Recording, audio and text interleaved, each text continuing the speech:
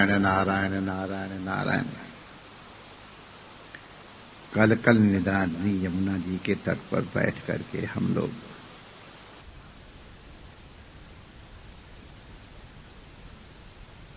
गुरु रूपणी भगवती और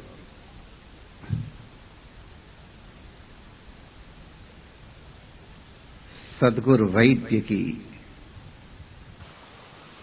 स्मृति चर्चा श्रवण और कथन कर रहे हैं।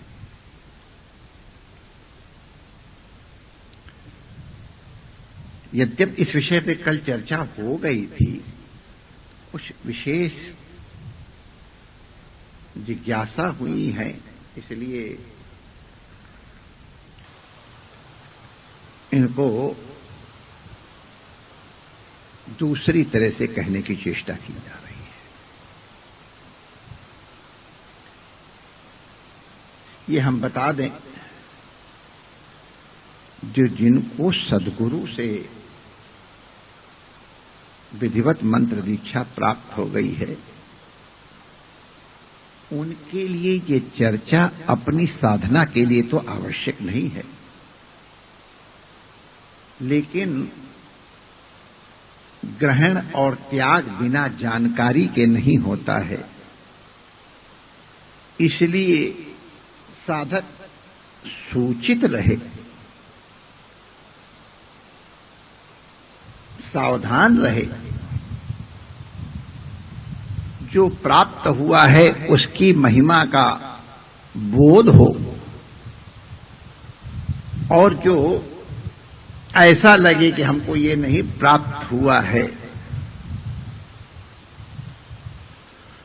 उसके विषय में भी बोध हो कि किसी कारण विशेष से, हेतु विशेष से ये हमको नहीं बताया गया है।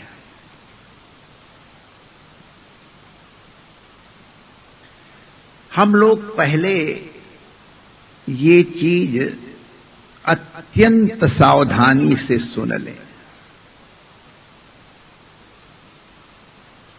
सद्गुरु परमात्मा का परम अनुग्रह है। यदि कोई महानतम अनुग्रह है परमात्मा का, परम सत्य का, यथार्थ का, प्रकाश का, तो वो ये है कि वो सद्गुरु के रूप में अवतरित होता है। गोपाल विलास का जो लोग श्रद्धा पूर्वक पाठ करते हैं, उन्हें ध्यान है श्रीमद् भागवत के मंगलाचरण में अजो नित्याशुद्धो इत्यादि के द्वारा पहले निर्गुण निराकार स्वरूप का वर्णन किया गया है परम तत्व के, फिर सगुण निराकार का वर्णन किया गया है, फिर सगुण साकार का क्रमशः वर्णन किया गया है। वही सगुण साकार जब अवतरित होता है तो उनका वर्णन किया गया है, और वही परम कारुणिक भगवान जब किसी जीव का कल्याण करने के लिए अवतरित होता है तो वो सद्गुरु का रूप होता है। सद्गुरु परमात्मा की अपार करुणा है। हर जीव का संस्कार और अंतःकरण पूर्वकृत कर्मों के कारण भिन्न भिन्न है।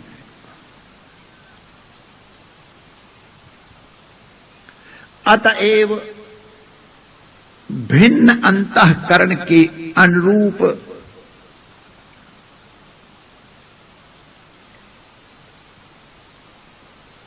भिन्न कर्म फलों के अनुरूप उसकी साधना विशेष भी हर इंडिविजुअल के लिए एक होती है। सद्गुरु हर जीव के लिए जो शरणागत होता है उसके लिए अवतार धारण करता है। आप लोगों को लगेगा कि गुरु जी तो वही है, हम लोगों ने एक साथ मंत्र लिया था, वही मंत्र था, लेकिन आप लोगों को स्मरण होगा उपनिषद की उस आख्यायिका का, ये मंत्र देने वाले ब्रह्मा एक समय में उन्होंने एक ही मंत्र दा का दिया था।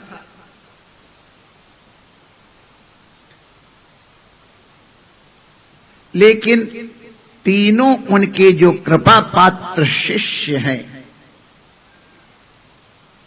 उनके लिए उस दा मंत्र का अर्थ अलग अलग हो गया। ये सद्गुरु की महिमा है। तीनों ने अपनी अनुभूति ब्रह्मा को बताई और ब्रह्मा ने उनका अनुमोदन किया। तो एक ही समय में एक महापुरुष के द्वारा दिया हुआ एक मंत्र विभिन्न अंतःकरण वालों के हृदय में जब गया पनपा तो उनका मंत्रार्थ अलग हो गया। क्योंकि मंत्र सर्वरूप है, सर्वव्यापक है, अक्षर है, स्फोट रूप है, इसलिए अधिकारी के अनुरूप उसमें मंत्रात्मक शक्ति आ जाती है। केमिस्ट्री वाले सब विद्यार्थी जानते हैं, पीरियाडिक टेबल में जितने भी तत्वों की परिगणना हुई है, 100 से ज्यादा है, वो सबके सब वर्चुअली एक दूसरे में परिवर्तित किए जा सकते हैं।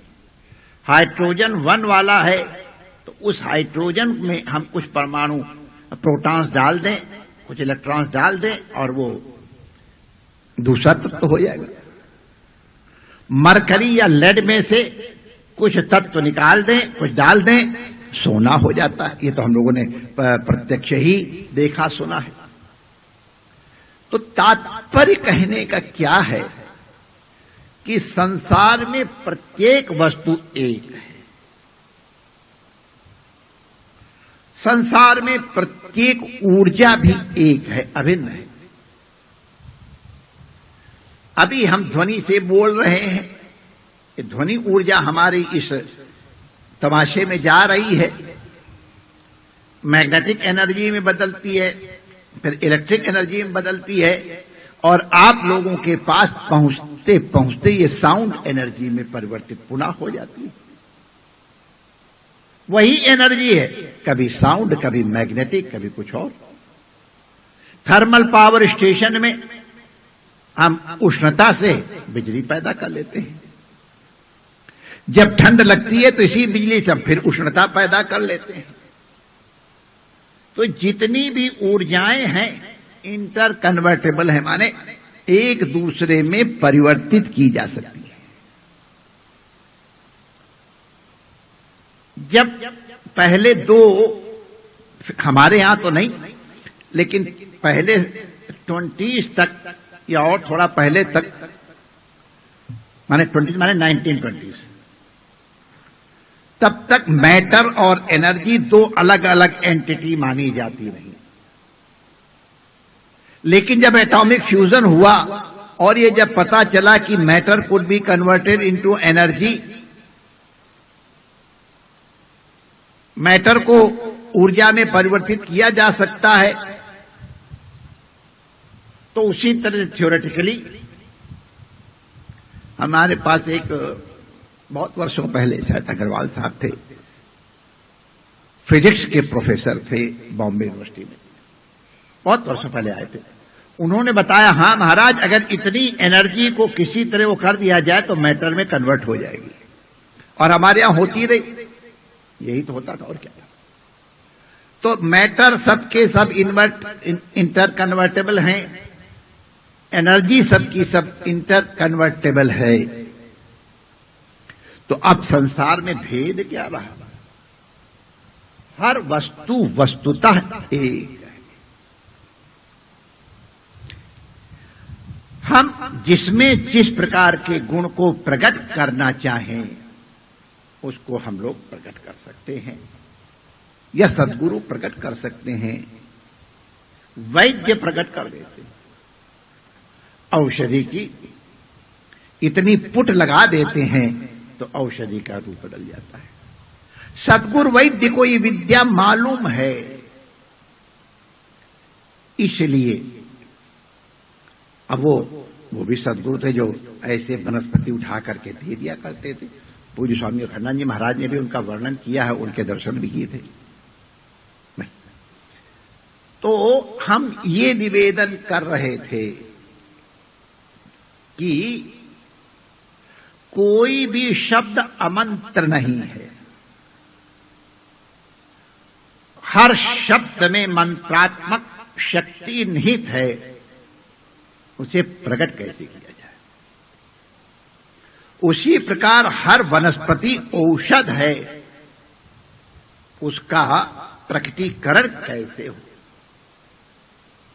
उसी तरह सद्गुरु को मालूम है कि अयोग्य शिष्य नहीं होता है,